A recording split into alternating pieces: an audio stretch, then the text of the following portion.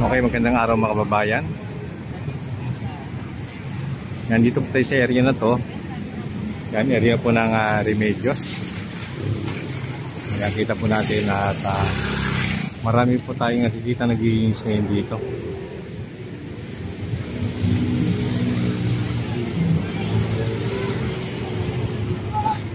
Yan na po yung mga kalat na kuha nila. Oh. Nilabas na nila.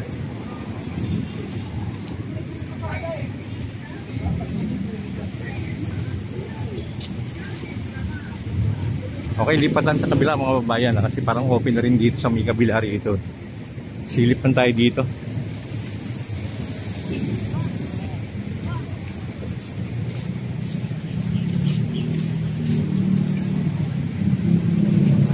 Ito nga mga babayan, no? Open na rin dito.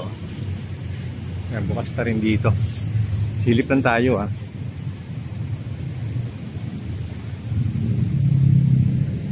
Ayan.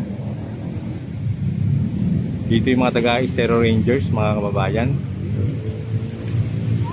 ng DNR. At kung sa may bandang area na yun, sa may bandang una, napakarami tayo nakikita naglilinis po doon. Taga San Ipuelsa na yung Estero Ranger DNR, saka yung mga MMDA.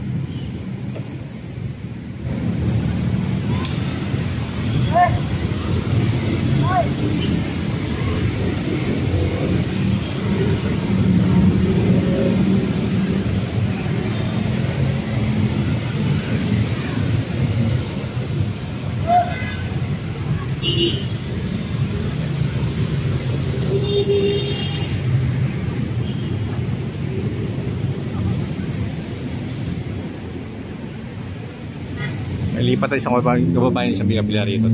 Silipin nila dito mga kababayan. Bukas na rin dito Halos sa yung mga kababayan, yung area na to, dating may bako dito, binuksan na. Kasi yung barracks ng mga ng mga trabahador dito, lilipat sila mga kababayan sa may area ng phase 3. Meron dong ginawa na sila. At yun nga, at binakuran na rin nila doon. Kaya ito nga, yung mga gamit nila rito, pinanggalan nila, linipat na sa may area ng phase 3. Ayan, daming mga tayong kitang kalat dito sa midundang ulan.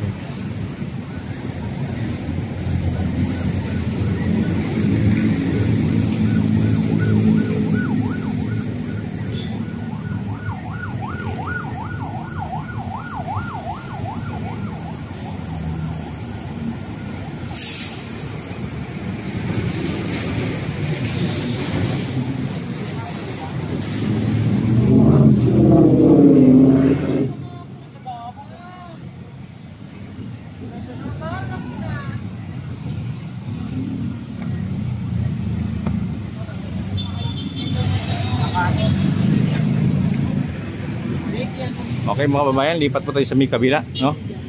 Akit po tayo ng footbridge. Silipin po na sa may footbridge mga kababayan para makita po natin yung kabuuan ng area ng phase 1 kung saan napakaraming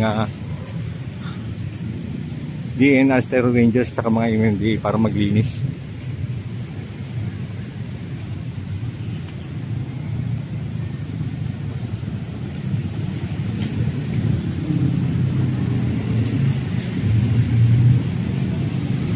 Yan, samahan nyo na ako mga babae sa aking paglalakad, no? Papunta sa may area ng phase 1. Yan, ito na pala yung mga nakuha nilang basura dito sa may loob, no?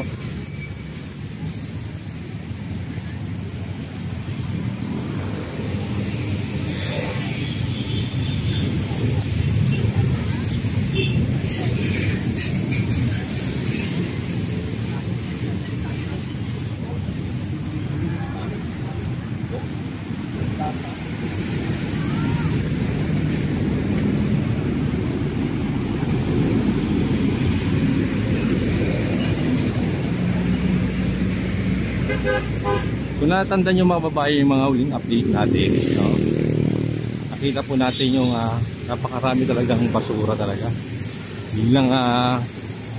Biglang maraming nagulat, no? Pati mga ating mga kababayan na pumapasyal dito, nagulat sila sa daming basura na napadpad dito sa may area ng Manila Bay, dito sa may Roas Boulevard.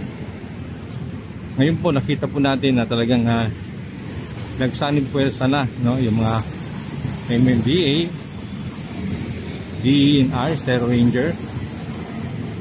Ayun, at saka napakarami nila para yun nga linisin itong mga area na to. Ito nga po mga kababayan, no.